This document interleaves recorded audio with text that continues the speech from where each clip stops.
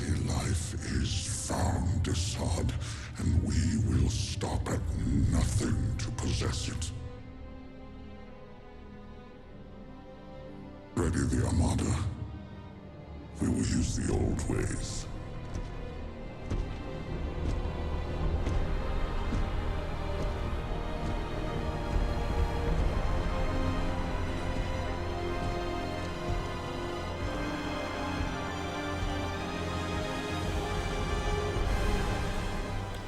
Zdravím ľudia, tu je Martes.sk, vítam vás v ďalšom videu a ja vám idem povedať, že myslím si, že Snyderverse sa vracia a je oveľa bližšie, než sme si doteraz mohli pôvodne myslieť a je to jedno, či už Warner Bros. Discovery získa Netflix alebo Paramount, je to pre nás víťazstvo a ja vám teraz aj poviem dôkazy, že prečo si myslím, že Snyderverse je tu. Ja tomu verím stále, ja tomu verím od vydania Zack Snyder's Justice League a ja verím tomu, že moja pravda sa potvrdí. Aj že sme Henryho Cavilla ako Supermana nevideli naposledy. Potom Black Adamovi som bol v takom vytržený, všetci sme sa tešili a potom prišla krutá rana, ale všetko sa ešte zmení. Tak, a ja si aj ešte k tomu myslím, že aj keď to má zatiaľ Netflix v rukách, že Paramount chystá niečo veľké.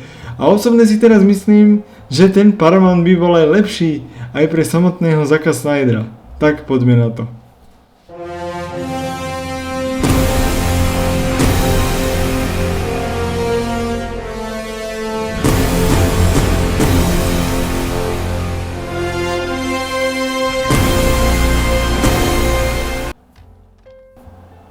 Najprv by som ale začal Netflixom, keďže sú momentálne na čele. Že aj keď si myslím, že Paramount plánuje niečo veľké, ale ako som už povedal, Netflix je ten, ktorý prvý naznačil návrat Snyderversu. Oni si položili otázku, že kto vyhrá, Black Adam alebo Superman. A Supermanom bol Henry Cavill. Netflix vo svojej propagácii pre Warner Bros. Discovery dáva Snyderverse do popredia. Vidíme tam aj kinoverziu od Josha Whedona a dokonca aj Batmana od šikovného Matta Reevesa. Ale nikde nie je DCU od Jamesa Gunna. Bolo by to menej kontroverzné, keby sme tam od neho niečo videli, pretože on má teraz na starosti celé DC.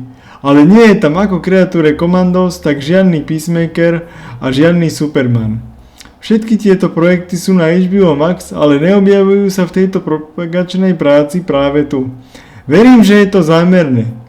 Nie je to tak, že by niektorý z týchto projektov boli momentálne na Netflixe. Tento clipart bol vytvorený práve na tento účel a myslím si, že sa nám snažia niečo naznačiť. Nič nie je náhoda. Vieme tiež, že Netflix má skvelý vzťah s Henry Cavillom kvôli seriálu Zaklínač. Nikto nesleduje Zaklínača potom, ako Henry Cavill odišiel. Bol hlavným ťahákom seriálu. Niektorí fanúšikovia Jamesa Gunna povedia, že Netflix má negatívny vzťah so Zackom Snyderom kvôli Rebel Moon a niektorým jeho ďalším projektom. Ale k tomu poviem, že vedia, že jeho DC zarába peniaze a oni podnikajú zarábaní peniazy. Rebel Moon ma nezaujíma. Záleží mi na Zackovi Snyderovi, pokiaľ ide o obsah pre DC. Vedia, že je obrovským lákadlom a určite by ho pozvali, aby pokračoval v Man of Steel 2 alebo Justice League 2 a 3, aby pokračoval vo svojej vízii. Z oboch spoločností, Netflix a Paramount, si myslím, že Netflix by si s väčšou pravdepodobnosťou aj nechal Jamesa Gunna než Paramount. Netflix by nemal problém s tým, že by mal dva súbežné vesmíry. Možno veci od Snydera by vyšli rovno na stream a veci od Gunna by išli aj do kina. Takže fanúšikovia Jamesa Gunna by zostali spokojní, ale určite sme Henryho Cavilla ako Supermana nevideli naposledy. Ale aj fanúšikovia Jamesa Gunna musia uznať, že Henry Cavill ako Superman má za posledných 20 rokov najmenej využitý potenciál v celom tomto žánri superhrdinov. Tento chlapík ako Superman nedosiahol svoje plné výslnie a myslím si, že každý manažer to vie. Henry Cavill môže byť ďalším masívnym lákadlom pre filmy o superhrdinoch. Myslím si, že to vie určite veľa ľudí. A šíria sa aj famy, že Netflix chce zvoliť vážnejší tón a to nerozkompenduje so štýlom Jamesa Gunna. James Gunn robí filmy pre rodiny a nerobí vážne filmy a ja za seba môžem povedať, že on nerozumie ani postavám v DC univerze, pretože to, čo robí, je hrôza. Ale čo sa týka Paramountu, tak pred pár dňami Larry Ellison osobne zaručil $40 miliárd pre Warner Bros. Discovery a celková hodnota ponuky je $108 miliárd. Paramount sa v každom kroku snaží odpovedať na všetky otázky, ktoré by Warner Bros. Mohol mať. Obávali sa, že ich financie nie sú také isté. Obávali sa, že peniaze nie sú skutočne v bezpečí. A čo urobil Paramount? Všetko, čo urobili, bolo zabezpečiť peniaze a opýtať sa: hej, je pre vás 40 miliard dostatočne bezpečných? Nemyslím si, že ide o bankovú pôžičku. Podľa mňa to je osobné bohatstvo Larryho Ellisona. Jeho majetok sa pohybuje okolo $230 miliard. Netflix si vzal niekoľko bankových pôžičiek, aby sa dostal až sem, takže Paramount vyzerá solídne. Je možné, že Warner Bros. Discovery odmietne ponuku Paramountu, ale ako náhle sa cena dostane na $32-33 za akciu, si myslím, že Paramount ju získa. Je zaujímavé, že Paramount je však to, že Saudská Arábia a ďalšie krajiny Blízkeho východu tiež prichádzajú s Paramountom v ponuke. Blízky východ investoval $40 miliard do celkovej ponuky Paramountu v hodnote $18 miliard. Zack Snyder dokonca aj zverejnil fotografiu s Turki Alašikom, ktorý sedí na čele generálneho úradu pre zábavu v Saudskej Arábii. Je to chlap, ktorý vám získa zmluvu z UFC a aj z EA Sports. Vieme, že Saudská Arábia uprednostňuje Snyderverse. Zacka Snydera a Christophera Nolana považujú za jediných dvoch režisérov schopných vytvoriť veľkolepé epické diela v tejto modernej mytológii. Ako náhle film The Odyssey dosiahne čísla a ten trailer bude vyzerať skvelo, tak všetci sa budú pozerať na Snyderverse. Ohľadom Odyssey budú veci od Gunna vyzerať veľmi jednoducho, veľmi humorne, že je to vytvorené pre deti. Zack Snyder aj stále pridáva obrázky na svoj Instagram. Zverejnil fotografiu Henryho Cavilla v obleku Christophera Reeva a aj testovacom obleku pre Man of Steel, no a čo vám poviem, vyzerá to úžasne. Robí to ale preto, že vie niečo. Vie, že nemôže prehrať. A mne sa nepáči, ako sa James Gunn sprístupnil svojim fanúšikom a ako príliš sa odhaluje. Už sa to popravde nikomu nepáči.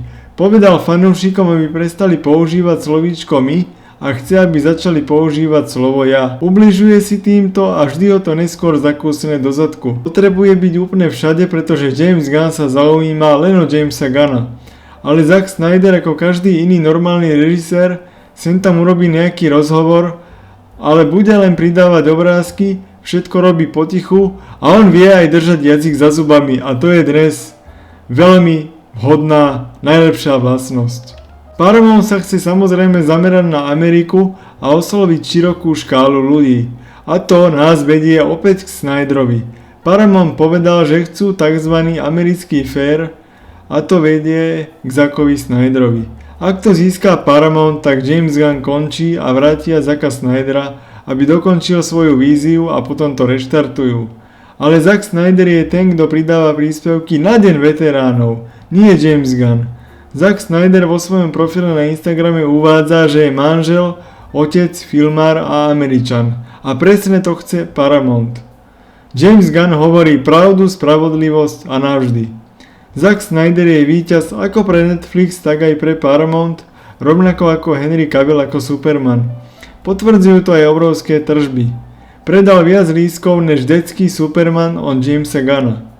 A ono najprv som si prijal, aby Warner Bros. Discovery získal Netflix, ale už si viac spravím Paramount, pretože sa mi páči ich vízia do budúcnosti.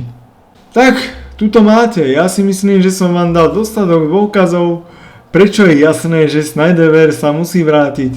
A opäť zopakujem, že či Netflix alebo Paramount, tak je to pre nás víťazstvo a dostaneme to, čo si zaslúžime po vynikajúcom Man of Steel, Batman vs Superman Dawn of Justice a veľkolepom epickom Zack Snyder's Justice League. Dostaneme pokračovanie, dostaneme ukončenie, uvidíme opäť Henryho Cavilla ako Supermana. Ja už vôbec o tom nepochybujem.